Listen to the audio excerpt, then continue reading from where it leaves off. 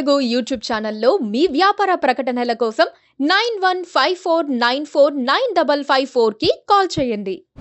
భారత రాజకీయాలు నేరమయం అవుతున్నాయి. కేసులు లేని నేతలే కనిపించడం లేదు. కొత్తగా ఏర్పడిన లోక్సభలో సగానికి పైగా క్రిమినల్ కేసులు ఉన్నవాళ్లే. వాళ్లపై కేసులు దశాబ్దాల తరబడి అలా ఉంటున్నాయి కానీ పరిష్కారం కావడం లేదు.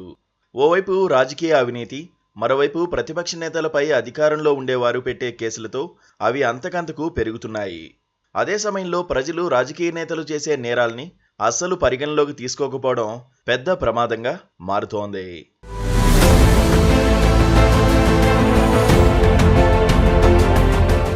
ప్రపంచంలోనే అతిపెద్ద ప్రజాస్వామ్య దేశం భారత్. కానీ ప్రజాస్వామ్య దేశంలో ప్రజాప్రతినిధులంతా నేరగాళ్లే ఎంపికవుతున్నారు. హత్యలు, మానభంగాలు, ఇతర నేరపూరిత చర్యలతో సంబంధం ఉండి కేసులు ఎదుర్కొంటున్న వారు కూడా నిస్సంకోచంగా పోటీ చేస్తున్నారు. వారిని ప్రజలు చట్టసభలకు పంపుతున్నారు. 18వ లోక్సభకు ఎన్నికైన 543 మంది సభ్యుల్లో దాదాపు 251 మందిపై క్రిమినల్ కేసులు ఉన్నాయంటూ అసోసియేషన్ ఫర్ డెమోక్రటిక్ రిఫార్మ్ ప్రకటించింది. ఇలాంటి నేర చరిత్ర గలవారు గత లోక్సభలో 233 మంది ఉన్నారు. ఇప్పుడు మరింత పెరిగారు. గెలిచిన లోక్సభ సభ్యుల్లో 2పై అత్యాచారం కేసులు ఉన్నాయి. 4 కిడ్నాపింగ్ కేసుల్లో నిందితులు. చట్టసభల్లో నేర చరిత్రలు అడుగుపెట్టకుండా ఉండాలనే సదుద్దేశంతో రూపొందిన ప్రజా ప్రాతినిధ్య చట్టంలోని సెక్షన్ 83 ప్రకారం ఒక వ్యక్తి నేరం చేసినట్లు నిర్ధారణై 2 ఏళ్లకు పైబడి శిక్ష పడితే సదరు వ్యక్తి జైలు నుంచి విడుదలైన తేదీ నుంచి 6 ఏళ్ల పాటు ఎన్నికల్లో పోటీ చేయడానికి అనర్హుడవుతాడు. అయితే చట్టం కట్టుదిట్టంగా ఉన్నా సత్వర న్యాయం అందడంలో ఏళ్లు పూళ్లు పడుతున్నాయి. నేరాలు చేసినా శిక్ష పడినప్పుడు చూద్దాంలే అనే ధోరణిలో నిస్సిగ్గుగా చట్టసభలకు పోటీ చేసే ప్రబుద్ధులు ఎక్కువయ్యారు. ఈ లోపాన్ని నివారించేందుకు ఎంపీలు, ఎమ్మెల్యేలపై నమోదైన కేసులపై వేగిరం విచారణ జరిపేందుకు వీలుగా ప్రత్యేక కోర్టులు ఏర్పాటు చేయాలంటూ 7 ఏళ్ల కిందట సుప్రీంకోర్టు ఆదేశాలు జారీ చేసింది.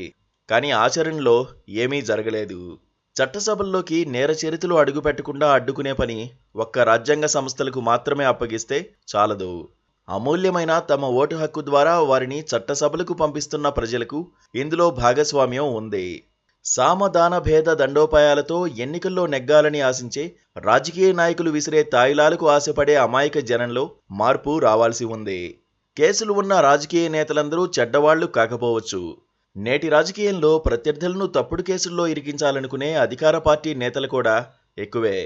అందుకే రాజకీయ నేతలపై కేసులు పెరిగిపోతున్నాయి. కానీ అసలైన నేరగాళ్లే ఎక్కువ. సమాజంలో గౌరవ ప్రతిష్టలు, మంచితనం, మానవత్వం, పదుగురికి సాయం చేసే ఉన్నత గుణం ఉంటే గెలుస్తారన్న నమ్మకం లేదు. ఎంత రౌడీ అయితే అంత గొప్ప లీడర్ అన్నట్లుగా ప్రజల మైండ్ సెట్ మారిపోయింది. అక్కడే పెను సమస్య వచ్చింది. కేవలం నేర చరిత్ర గలవారే కాదు, అందరూ ధనవంతులే. ఈసారి ఎన్నికైన వారిలో 504 మంది కోట్లకు పడగెత్తిన వారే.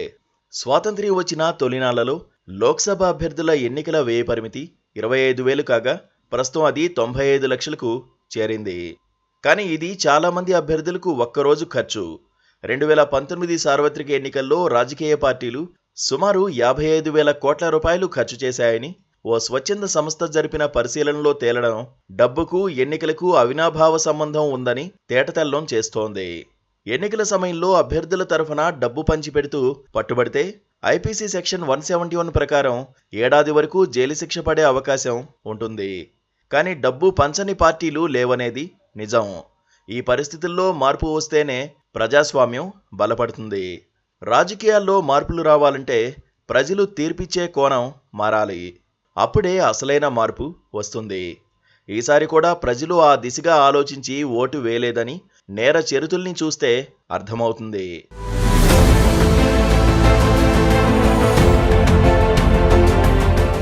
Please subscribe